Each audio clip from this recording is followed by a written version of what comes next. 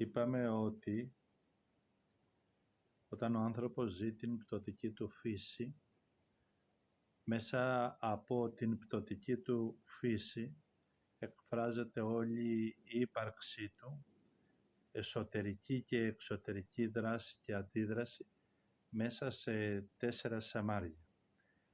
Είναι καιρός τώρα, θα προχωρήσουμε να μιλήσουμε για το πρώτο σαμάρι, για ένα από τα 4 σαμάρια, το οποίο του δώσαμε το όνομα τσακάλι. Το κάθε σαμάρι μέσα στον άνθρωπο έχει το δικό του εσωτερικό τύραννο. Ο κάθε τύραννος μέσα του, μέσα στον άνθρωπο τον πτωτικό, έχει 12 προσωπία, τα οποία αφορά ώστε να εξαπατά και να ξεφεύγει τη συνείδηση του ανθρώπου και έτσι να ελέγχει όλο τον άνθρωπο σε σημείο που καταλήγει να ζει περισσότερο ο τύραννος παρά ο άνθρωπος. Για έναν άνθρωπο που αυτά δεν τα προσέχει ή για αυτά που συζητάμε εδώ και δεν τον ενδιαφέρει, δεν σημαίνει ότι ξεφεύγει της αλήθειας αυτής. Γιατί αυτά είναι αιώνιες αλήθειες, οι οποίες δεν καταργούνται ούτε από επιστήμες, ούτε καταργούνται από προσωπικές τοποθετήσεις ή οποιασδήποτε θέσεις, απόψεις, γιατί αυτά είναι καταστάσεις ουσιαστικές της ανθρώπινης υπάρξεως. Όταν ο άνθρωπος δεν έχει βιώσει εσωτερική κάθαρση, όταν δεν έχει μπει στην πνευματική αρετή και ζει στην φυσική αρετή και ζει στην φυσική υπόσταση της βιολογίας και ζει στις χαμηλές διανοήσεις, είτε θέλει είτε δεν θέλει, είτε μορφωμένος είτε αμόρφωτος, ενυπάρχει όλος μέσα σε αυτά τα 4 σαμάρια.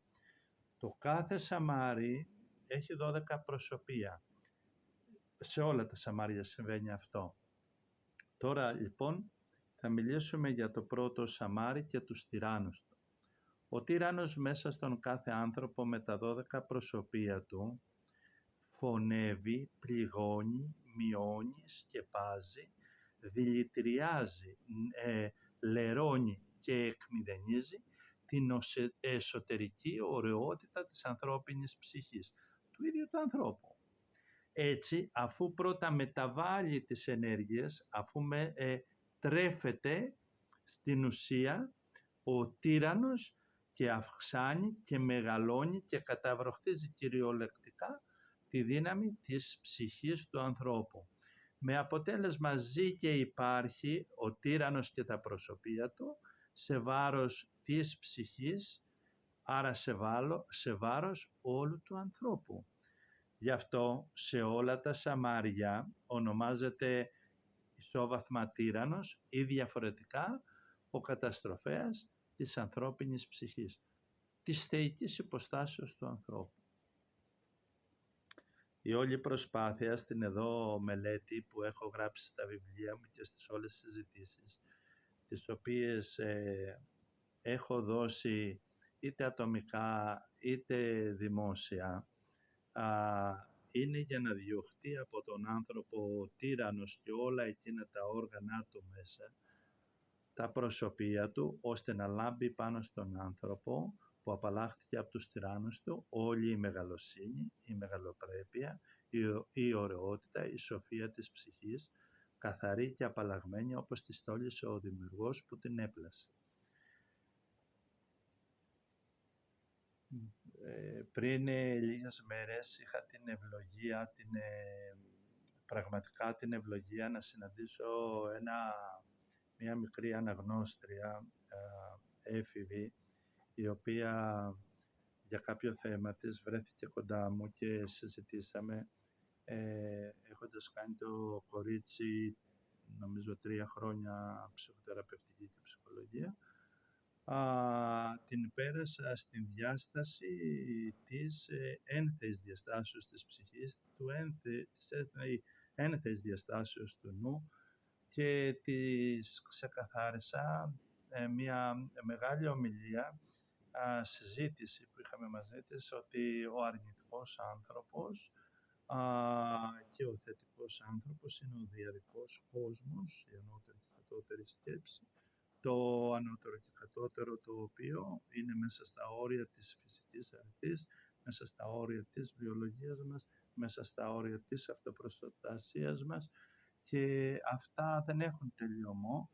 Και της μίλησα για τον θεϊκό άνθρωπο της δικής της ψυχής, για την θεϊκή υπόστασή της, και έμεινε εντυπωσιασμένη και πραγματικά βλέποντας την διαφορά του αρνητικού και θετικού ανθρώπου, την επικινδυνότητα του αρνητικού, την επικινδυνότητα του θετικού και την ανώτερη και υψηλότερη και ασφαλέστερη και ωραιότερη χάρη και χαρά που έχει ο άνθρωπος όταν βιώνει και γνωρίζει την θεϊκή υπόσταση της ψυχής του, με παρακάλεσε ιδιαίτερα αυτά που είπαμε εκεί, με κάποιο τρόπο να τα κάνω μία ομιλία, ένα βίντεο. Ουσιαστικά μιλήσαμε για τον πτωτικό άνθρωπο, μιλήσαμε για τον θετικό άνθρωπο και όλες τις δυνατότητες, τα συν και τα πλήν του, και για τον θεϊκό άνθρωπο,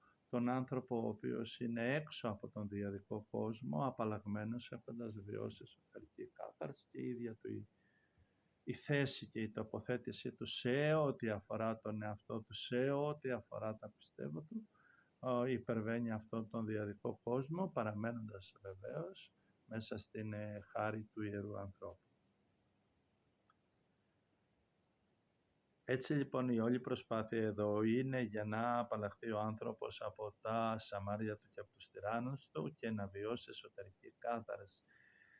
Διαφορετικά θα παραμείνει εκεί εκκλεισμένος, όσες γνώσεις και αν έχει, όσα πανεπιστήμια και αν έχει, όση προσπάθεια και αν κάνει. Αν δεν βιώσει ο άνθρωπος κάθαρση, τότε θα είναι εγκλωβισμένος μέσα στα 4 αυτά σαμάρια ή ενεργειακά πεδία, τα οποία έχουν 12 προσωπία του καθένα τους. Μέσω του εσωτερικού ανθρώπου, είτε το ξέρει ο άνθρωπος είτε όχι, έρχεται και σε επαφή και υπηρετεί άλλοτε σε μεγάλο, άλλοτε σε μικρό βαθμό τις κατώτερες άσαρκες υποστάσεις, γνωστές σε όλους εσάς σαν διάβολοι.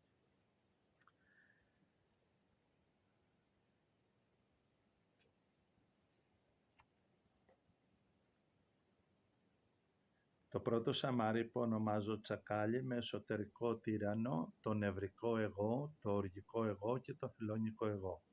Αυτά τα 3 προσωπία που τώρα είπα, νευρικό εγώ, οργικό εγώ, φιλόνικο εγώ, είναι τα πρώτα 3 αρχηγικά προσωπία που ο τύραννος χρησιμοποιεί μέσα στον άνθρωπο που βάλετε από αυτό το σαμάρι.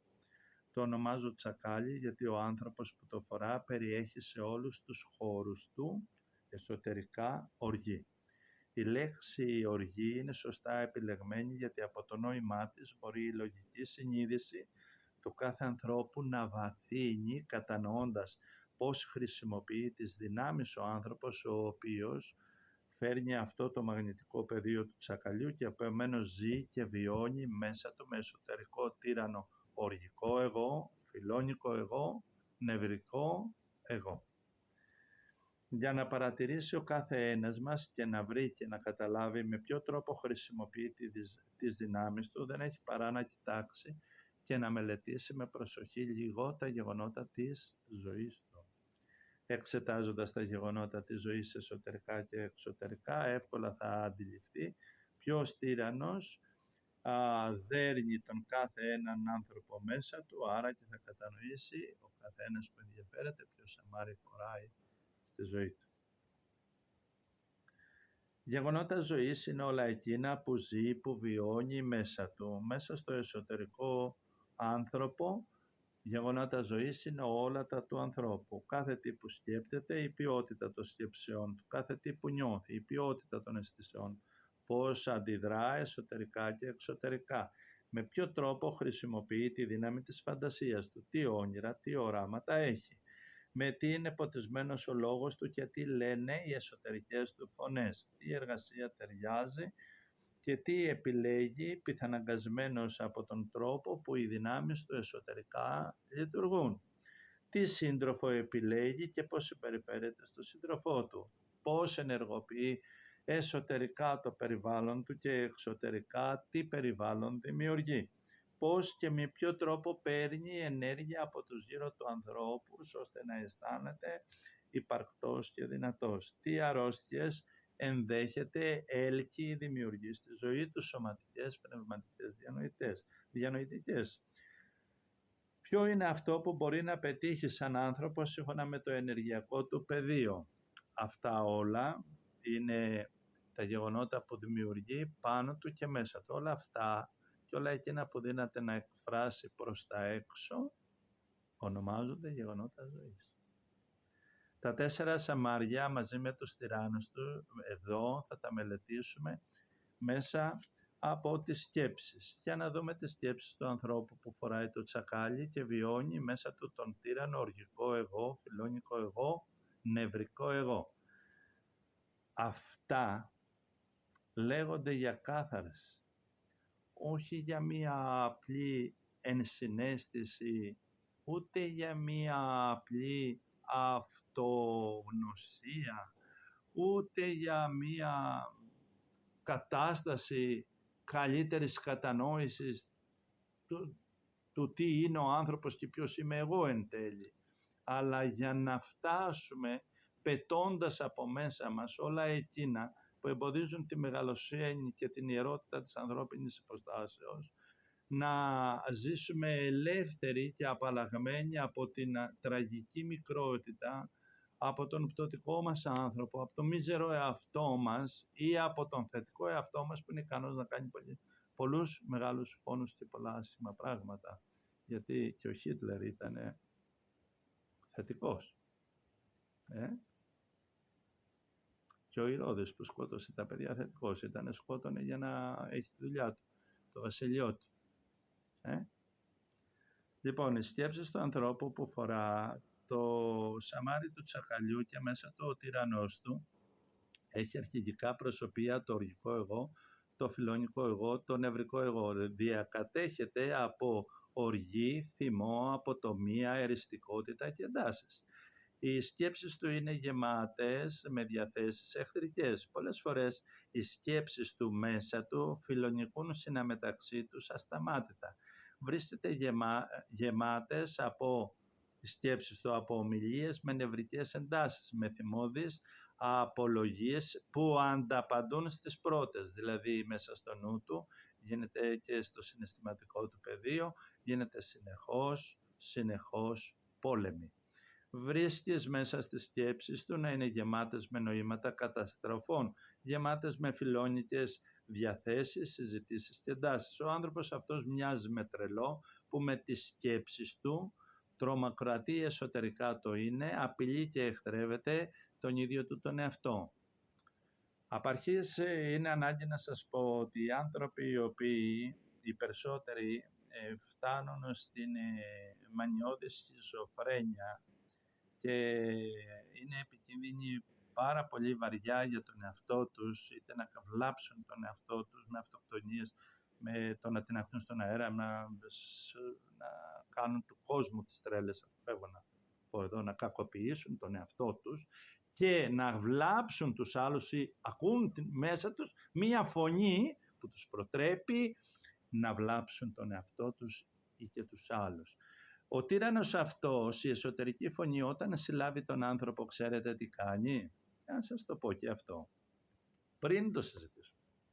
Αυτό που κάνει ο εσωτερικός τύραννος του τρομοκράτη, ο δαίμονας, αν είναι έξω από τα όρια της φυσικής κακίας του ανθρώπου ή της πτωτικής κακίας, δηλαδή δεν υπάρχει φυσική κακία, της πτωτικής κατάστασης του ανθρώπου, όταν κυριαρχήσει ο εσωτερικός τύραννος του προτρέπει να κάνει κακό στον εαυτό του και στους γύρω του.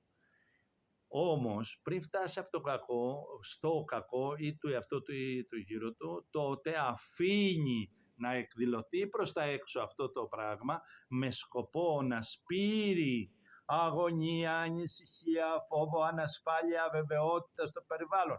τους ανθρώπους που αγαπάει. Εγώ δεν είμαι καλά και κινδυνεύω και αυτό και εκείνο και πρέπει να...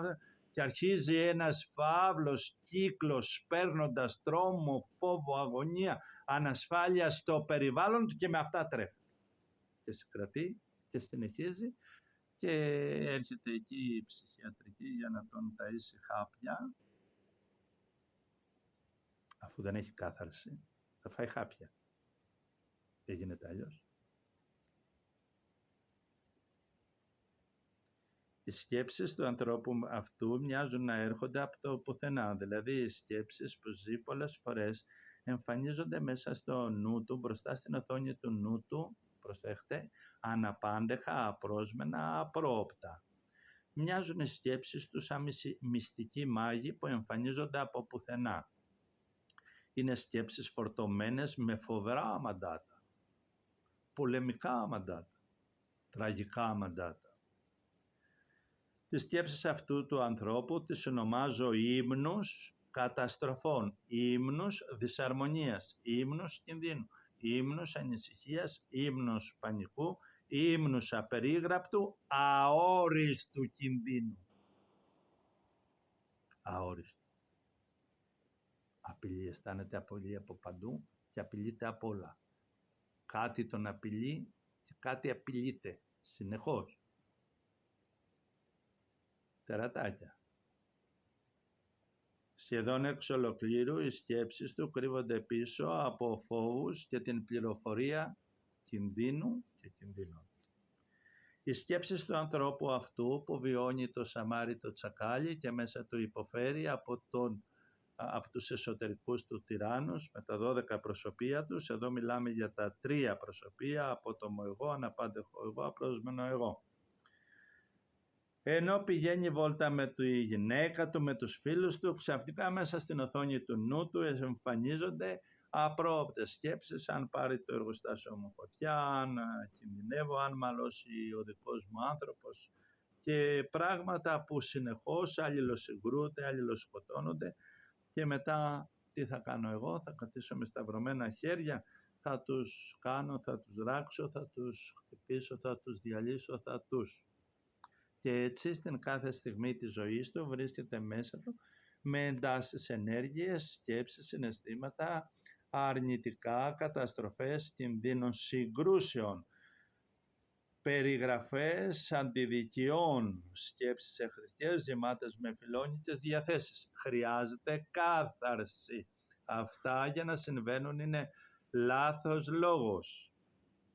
Όλος ο πτωτικός άνθρωπος και όλος ο εγωισμός και όλα τα άρρωστα των ανθρώπων είναι λόγοι οι οποίοι αντιμάχονται την ιερότητα της ψυχής.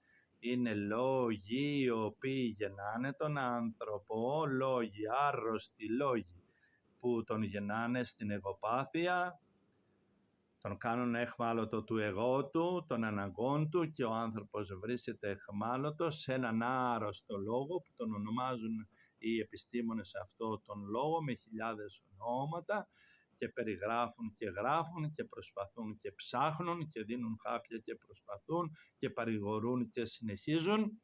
Τι? Έχοντας μέσα σου άρρωστο λόγο θα είσαι πάντα άρρωστος. Χρειάζεται να αλλάξετε λόγο. Όταν έχεις Άγιο Λόγο μέσα σου, ο νους σου θα γεννηθεί αγιοπνευματικά. Όταν ο λόγος σου μέσα είναι λόγος υψηλός, τιμής, αγάπης, ευγένειας, σεβασμού, όταν αγαπάς αυτά τα οποία αγαπούν οι άλλοι και σέβεσαι αυτά που αγαπάει ο κάθε άνθρωπος, δεν είπαμε να τα ακολουθείς, τότε μέσα σου χαράζει μια καινούργια ανατολή. Δεν γίνεται Άγιος με βρώμικους λόγους, ούτε βρώμικος άνθρωπος ή βρώμικος νους όταν έχει μέσα το Άγιο Πνευματικό Λόγο, όταν έχει λόγο πνευματικής αρετής και σεβασμού και με αρχές. Ο άνθρωπος που βάλεται από αυτά τα σαμάρια, ενώ μιλάει με τους φίλους του και χαίρεται τα ωραία ανέκδοτα που διηγούνται, εμφανίζονται ξαφνικά, απρόσμενα μέσα στο νου του, αναπάντεχα και απρόπτα, σκέψεις και με βιαιότητα και οι εικόνες να μπαίνουν μέσα στον χώρο εκεί που κάθονται, είτε στην καφετέρια είτε στο σπίτι του, να μπαίνουν μέσα άλλοι και να αλληλοσυγκρούνται και στα βάθη του νου του, περνάνε σαν φιλμ, σκηνές άγριες, αιματηρές και γεμάτες συγκρούσεις.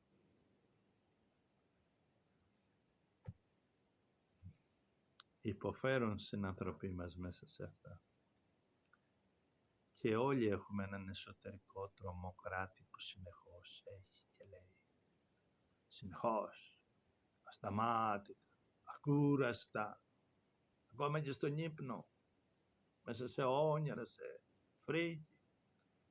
Μάλιστα κάποιοι τον ταΐζουν, του δίνουν ταινιούλες, με πολεμικό, με θρίλερ, το ταΐζουνε, του δίνουν ψωμάκι, τυράκι, του βάζουν και μέλι.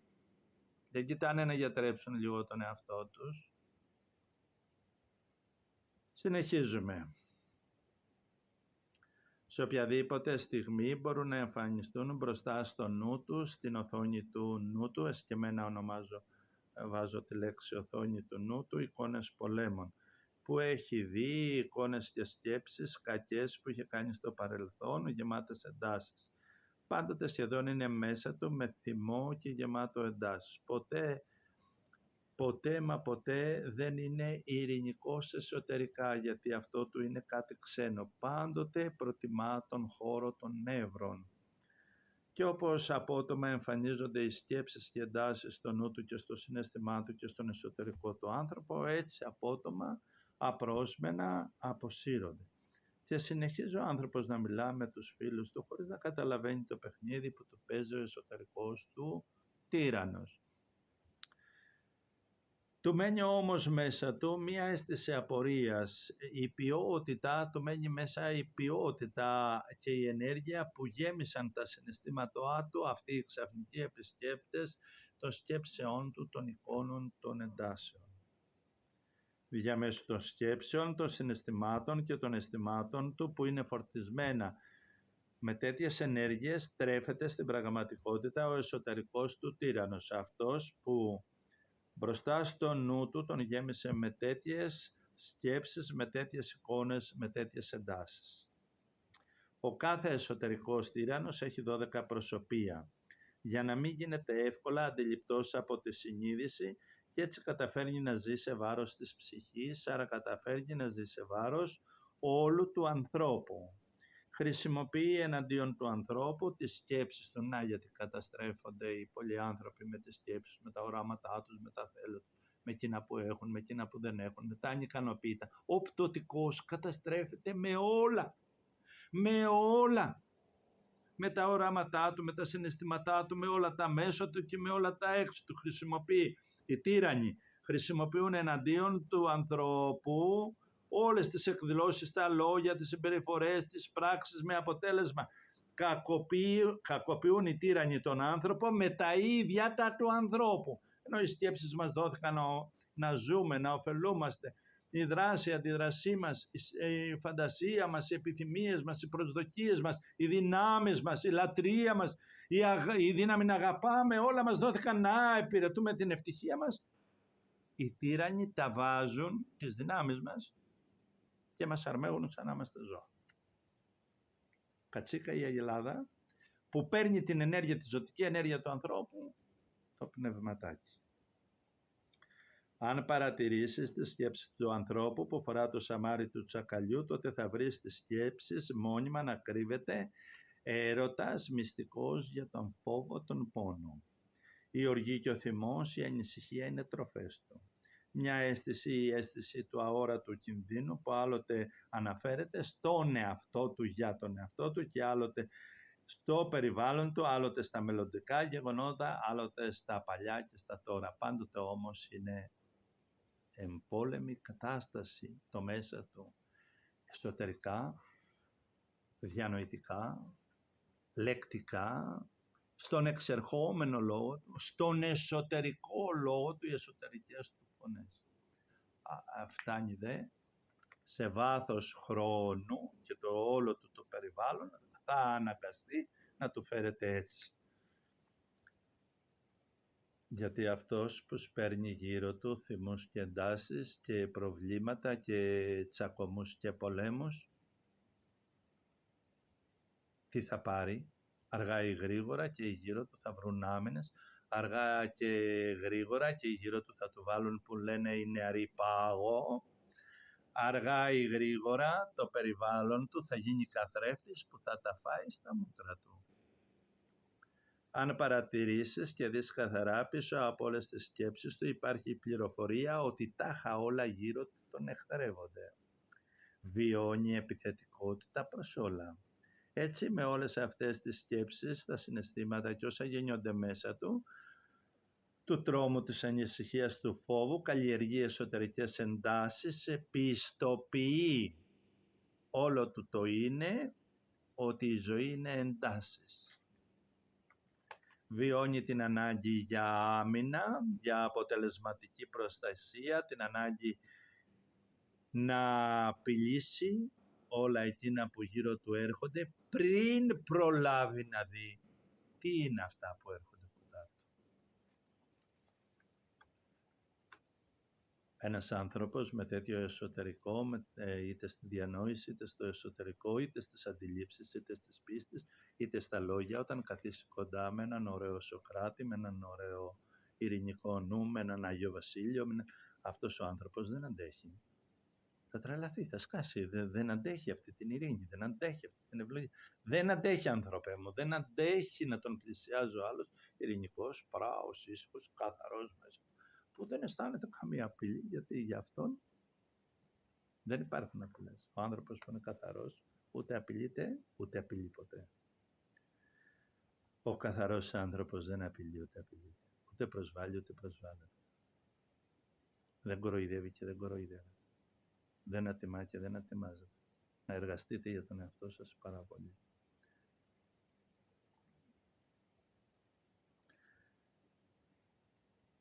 Το πρώτο σαμάρι, το τσακάλι, και ο άνθρωπος που φορά το τσακάλι βιώνει τον εσωτερικό τύραννο με τα 12 προσωπία που ευθύς τώρα θα σου πω.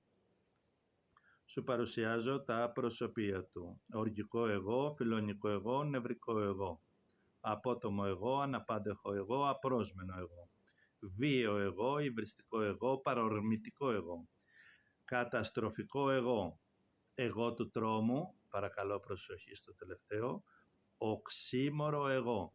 Το οξύμορο εγώ μέσα στον άνθρωπο, οξύθυμο, παρακαλώ λάθος. Οξύθυμο εγώ, το οξύθυμο εγώ μέσα στην ύπαρξη του ανθρώπου, όταν υπάρχει, μέσα στο οξύθυμο της ανθρώπινης υποστάσεως,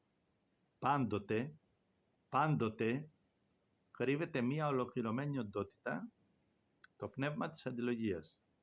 Μια ξεχωριστή οντότητα μέσα στις δυνάμεις του ανθρώπου, ιδιαίτερα του λόγου της δυνάμεις, με αποτέλεσμα αυτή η οντότητα δύναται, ενώ είναι στο πνευματικό πεδίο, σε άλλη διάσταση από την ανθρώπινη εδώ δική μας διάσταση, εκφράζεται μέσα εδώ, μέσα στον άνθρωπο. Ο άνθρωπος βρίσκεται αιχμάλωτος κατώτερων υποστάσεων. Βέβαια αυτά θα τα δούμε πιο κάτω. Ο άνθρωπος λοιπόν που βιώνει μέσα σε αυτά τα 12 προσωπία που είπαμε, όλα αυτά μαζί συνιστούν το πνεύμα της οργής. Το πνεύμα της οργής είναι μια ολοκληρωμένη, ξεχωριστή οντότητα. Γι' αυτό και στην Εκκλησία ή ιδιαίτερα στις ιερές προσευχές Θείας Εκκλησίας έχουμε το υπέροχο που λέει «Φυλαξέ με Κύριε από οργή», το πρώτο σαμάρι. Θλίψη, κίνδυνο και ανάγκη τα επόμενα που θα πούμε.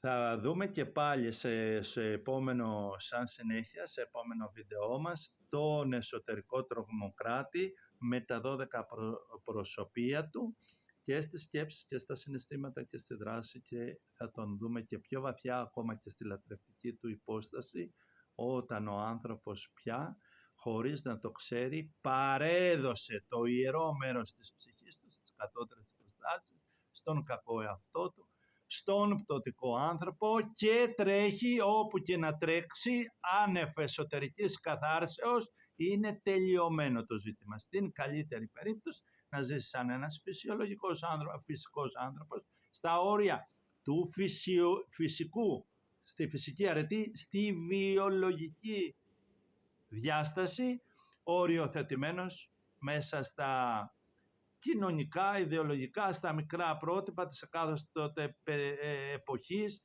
γεννημένος συμπτωματικά από το περιβάλλον, από τις συγκυρίες, από τις καταστάσεις, χωρίς ποτέ να γνωρίσει την χαρά της θεϊκής του υποστάσεως, χωρίς ποτέ να ζήσει ως ανοιχτός άνθρωπος.